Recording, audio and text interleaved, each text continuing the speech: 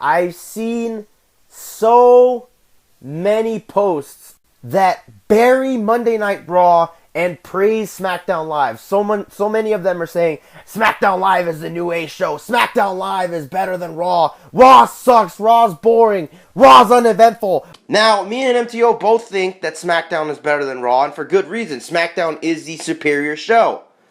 But if you're a smark who loves great work rate and indie wrestling, but prefers SmackDown to Raw, you've just proved to the WWE and everyone else with a functioning mind that they should never listen to you or cater to anything you want. Okay, Raw every week has fucking TJ Perkins versus Brian Kendrick, Kevin Owens versus Seth Rollins, Chris Jericho versus Sami Zayn.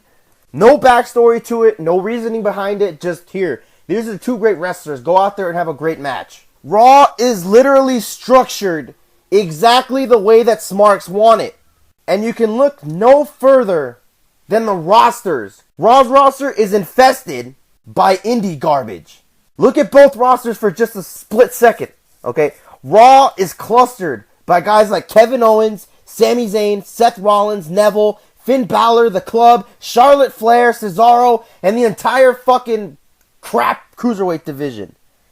Here you have what you people consider far superior wrestlers putting on quote-unquote great matches every week. And I ask again, what logical reason should they have for hating that? Stories don't matter, right? It's all about wrestling, isn't it?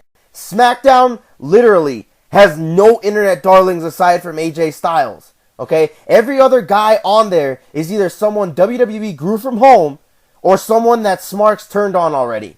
SmackDown's top babyface right now is a fucking jobber. Raw's top babyface, when healthy, as much as it pains me to say this, is probably Finn Balor. So why are they cheering for a jobber that they didn't know 2 months ago over their fucking cum dumpster Finn Balor?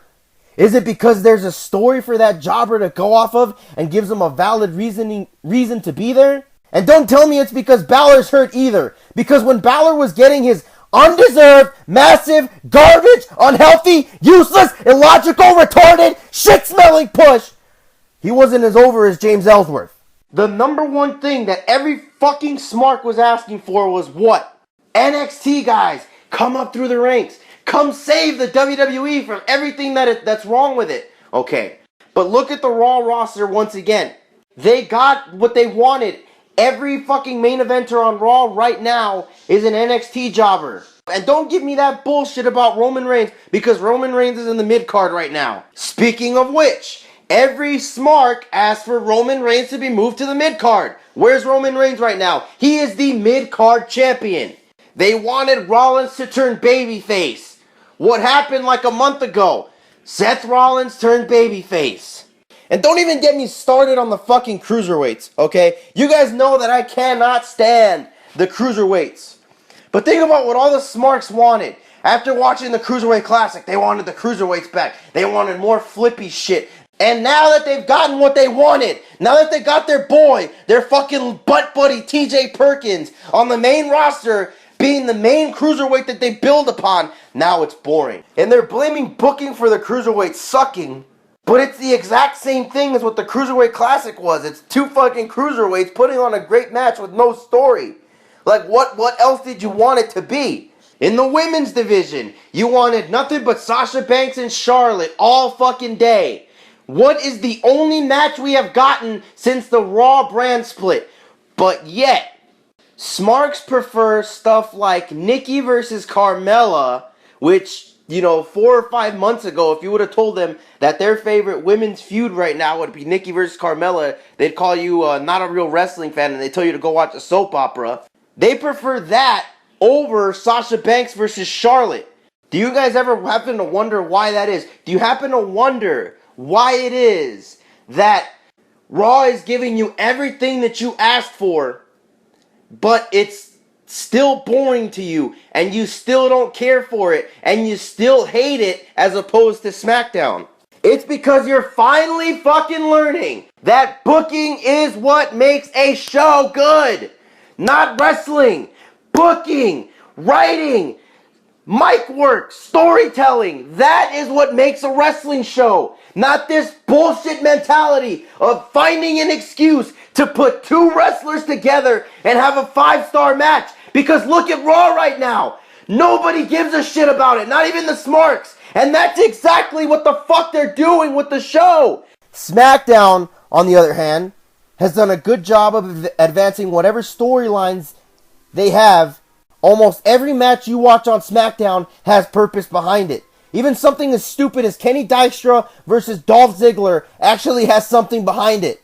If Raw, a show centered around fabricated storylines, just to pair two great wrestlers together to have a 50-star match, sucks.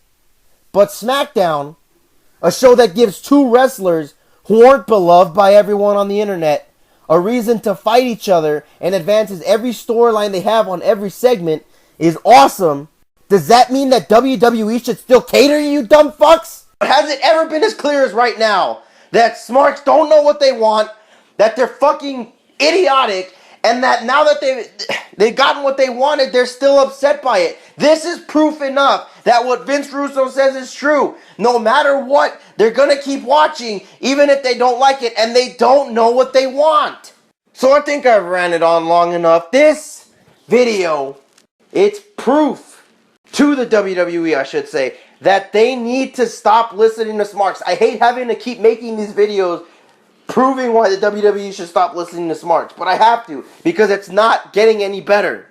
Because even the Smarks are admitting that everything they wanted wasn't really what they wanted after all.